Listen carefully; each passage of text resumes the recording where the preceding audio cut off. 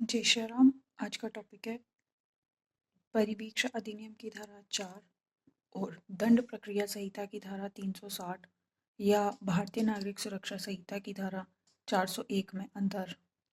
तो सबसे पहले हम देखेंगे अंतर का आधार। परिवीक्षा अधिनियम की धारा 4, उसके बाद CRPC 360 या BNSS 301। तो पहला अंतर हमारा रहेगा विधि से कि परिवीक्षा अधिनियम जो है वो एक विशेष विधि है, लेकिन जो परिवीक्षा पर या प्रताड़ना पर रिहा करने का साधारण प्रावधान किया गया है CRPC 360 में या BNSS 301 में। दूसरा अंतर हमारा रहेगा विभाजन से कि धारा 4 परिवीक्षा अधिनियम की धारा 4 जो है वो कोई श्रेणियों में विभाजन नहीं करती है, जबकि CRPC 360 और BNSS 301 में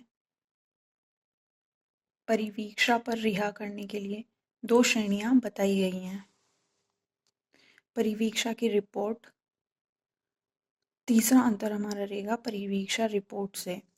परिवीक्षा अधिनियम की धारा 4 की उपधारा 2 में परिवीक्षा अधिकारी की रिपोर्ट का अभिव्यक्त प्रावधान है, जबकि जो CRPC की धारा 360 या BNSS की धारा 401 जो है उसमें परिवीक्षा अधिकारी की रिपोर्ट का कोई अभिव्यक्त प्रावधान नहीं है।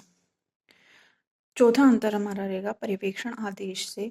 परिवीक्षा अधिनियम की धारा 4 उपधारा 3 पर्यवेक्षण आदेश का प्रावधान करती है, जबकि हमारी दंड प्रक्रिया संहिता या भारतीय नागरिक सुरक्षा संहिता में पर्यवेक्षण आदेश से संबंधित कोई प्रावधान नहीं किया गया है।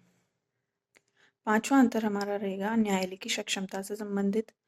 तो जो परिवीक्षा अधिनियम है वो द्वितीय श्रेणी मजिस्ट्रेट सहित प्रत्येक न्यायालय को परिवीक्षा पर रिहा करने में सक्षम बनाता है, जबकि हमारा CRPC BNSS 401 का जो प्रावधान है वो द्वितीय श्रेणी मजिस्ट्रेट जब तक कि उसे हाई कोर्ट द्वारा विशेष रूप से सशक्त न कर दिया जाए तब तक वह परिवीक्षा आदेश जारी करने में अक्षम होगा।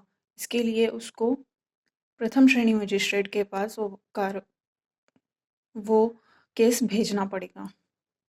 और एक और बात कि अगर किसी राज्य में परिवीक्षा अधिनियम लागू होता है तो फिर उस राज्य में जो साधारण विधि का जो प्रावधान है वो लागू नहीं होगा। Thank you.